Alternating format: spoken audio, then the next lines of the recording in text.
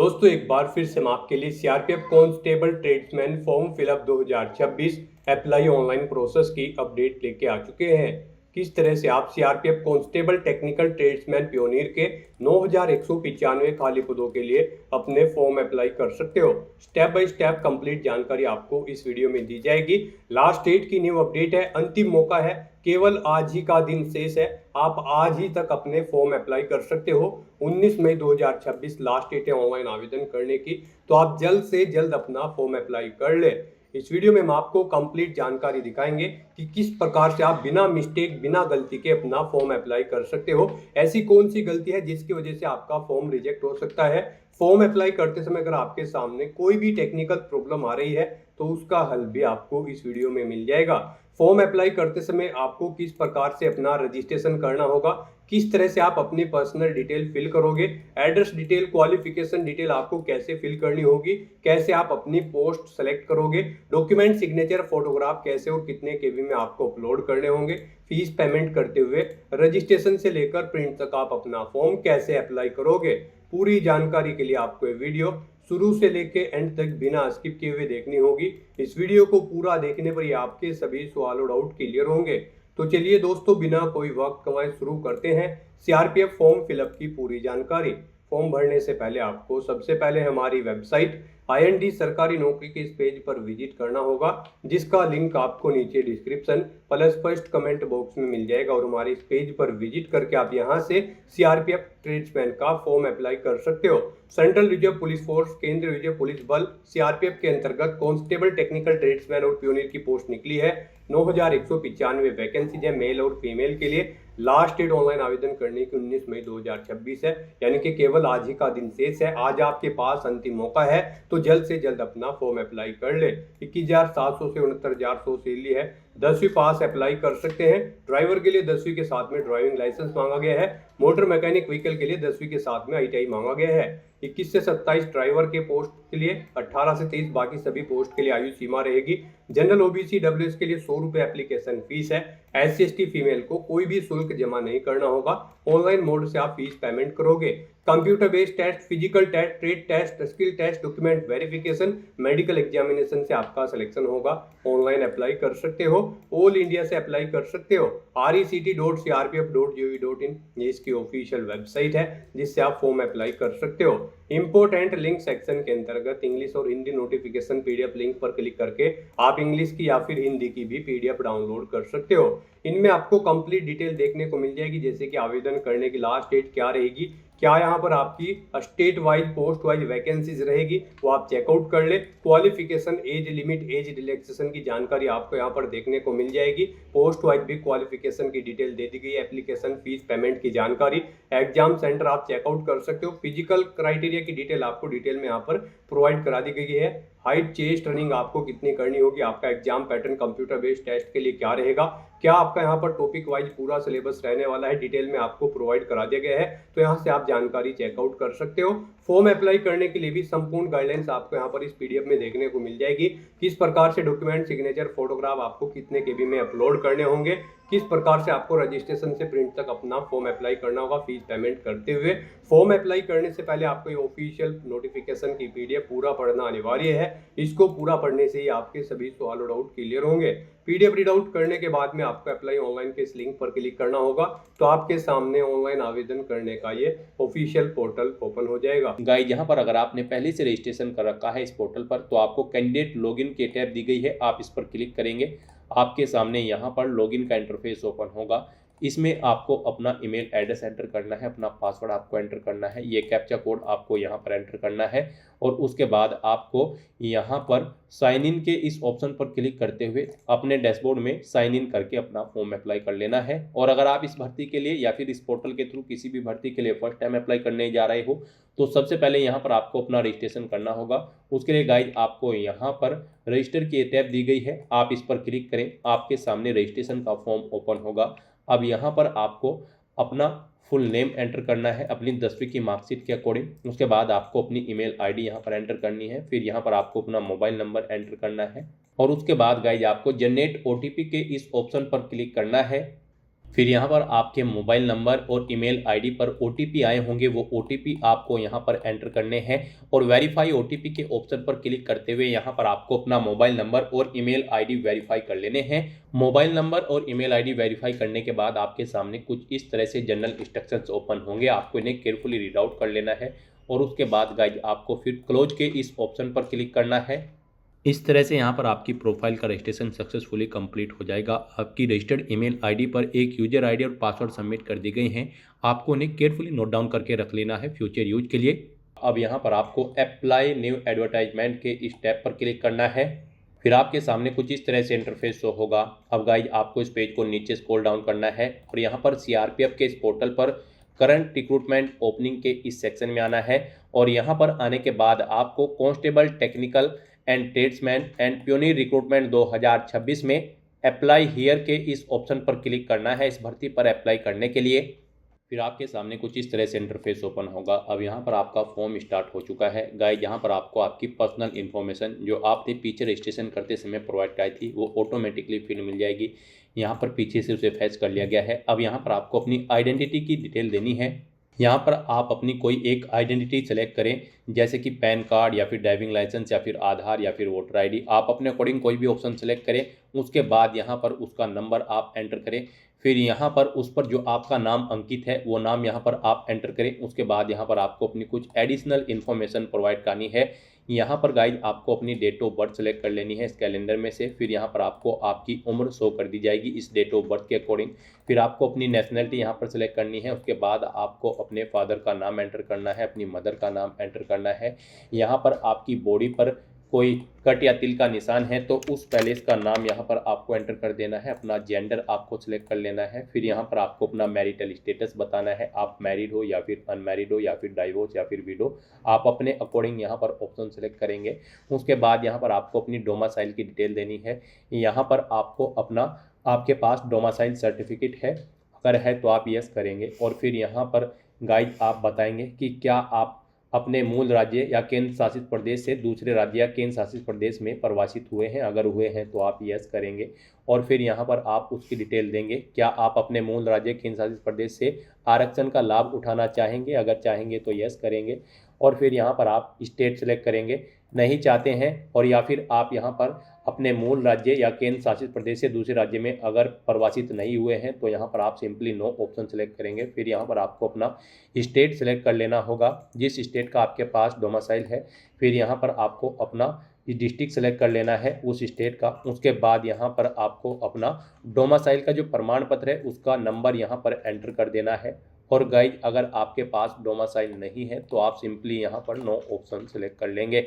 उसके बाद यहाँ पर आपको अपनी कैटेगरी की डिटेल देनी है।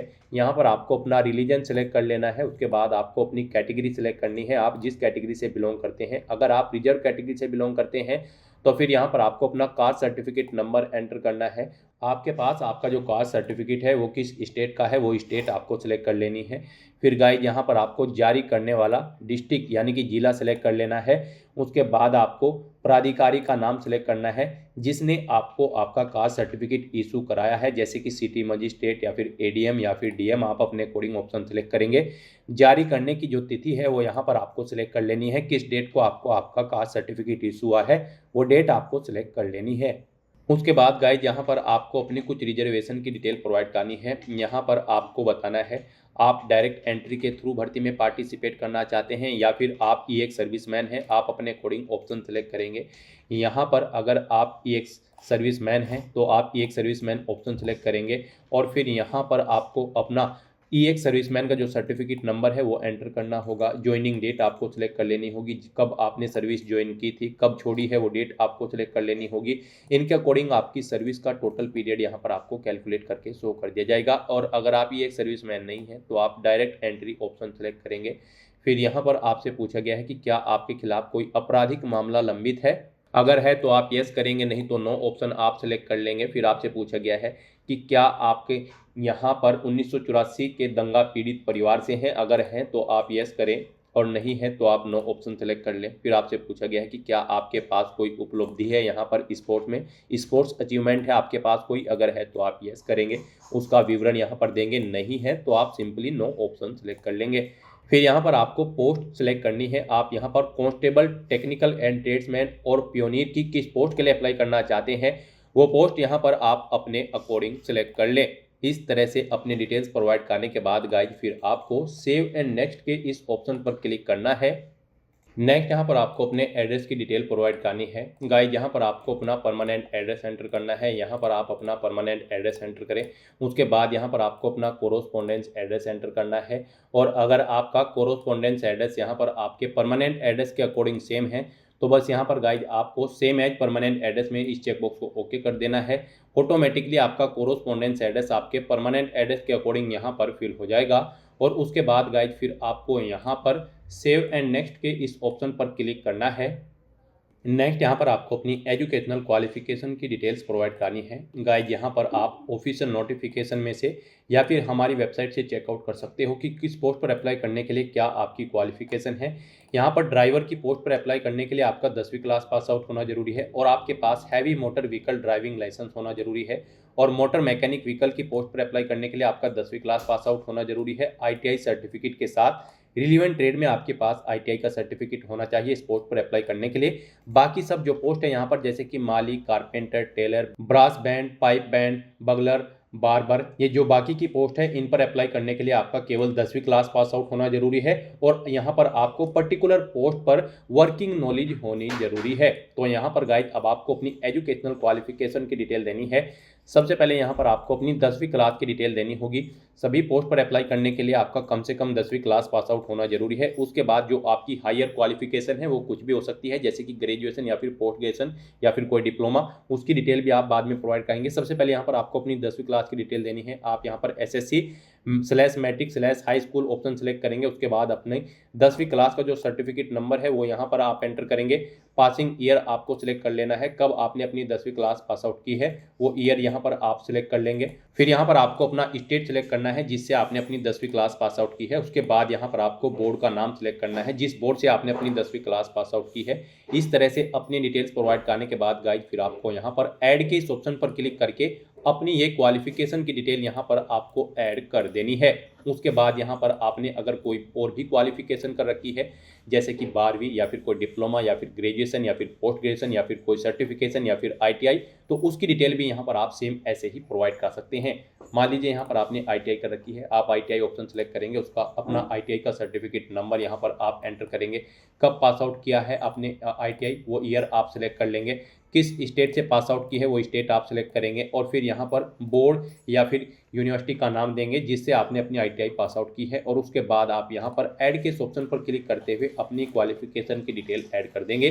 तो इस तरह से यहाँ पर आपको 1 बाय 1 करके अपनी सभी क्वालिफिकेशन ऐड कर देनी है जो भी क्वालिफिकेशन आपने कर रखी है। इस तरह से यहाँ पर अपनी क्वालिफिकेशन की डिटेल ऐड करने के बाद गाइज फिर आपको यहाँ पर सेव एंड नेक्स्ट के इस ऑप्शन पर क्लिक करना है।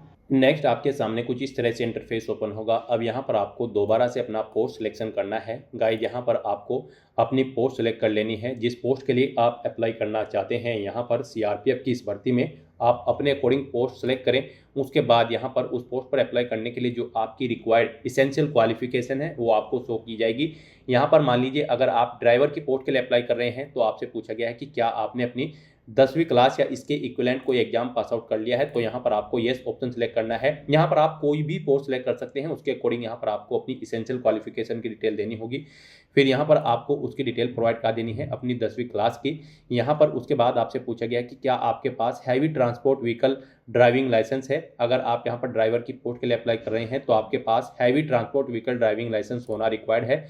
तो यहाँ पर आपको येस ऑप्शन सेलेक्ट करना है और उसकी डिटेल यहाँ पर आपको प्रोवाइड कर देनी है जैसे कि उसका नंबर आपको यहाँ पर एंटर करना है, कब से कब तक वो यहाँ पर वैलिड है। इस तरह से आपको उसकी डिटेल यहाँ पर प्रोवाइड कर देनी है। ऐसे ही यहाँ पर आपको अपनी 10वीं क्लास की डिटेल प्रोवाइड करनी है, कब आपने पास आउट की है, कितने मार्क्स आपने ऑब्टेन किया है, क्या आपकी परसेंटेज है। इस तरह से यहाँ पर आप अपनी डिटेल्स प्रोवाइड कर सकते हैं। उसके बाद यहाँ पर अगर आप पियोनियर की पोस्ट के लिए किसी अन्य पोस्ट के लिए अप्लाई करना चाहते हैं तो यहाँ पर आपको पोस्ट शो होंगी। उसमें आप जिस भी पोस्ट के लिए अप्लाई करना चाहते हैं वो पोस्ट आप सिलेक्ट कर ले। नहीं करना चाहते हैं तो आप इसे नन ही ऑप्शन को सिलेक्ट रहने दें, ये ऑप्शनल है, आप अपनी चॉइस के अकॉर्डिंग पोस्ट सिलेक्ट कर सकते हैं। नहीं करना चाहते हैं तो न करें। इस तरह से अपनी डिटेल्स प्रोवाइड करने के बाद गाइज फिर आपको यहाँ पर सेव एंड नेक्स्ट के इस ऑप्शन पर क्लिक करना है।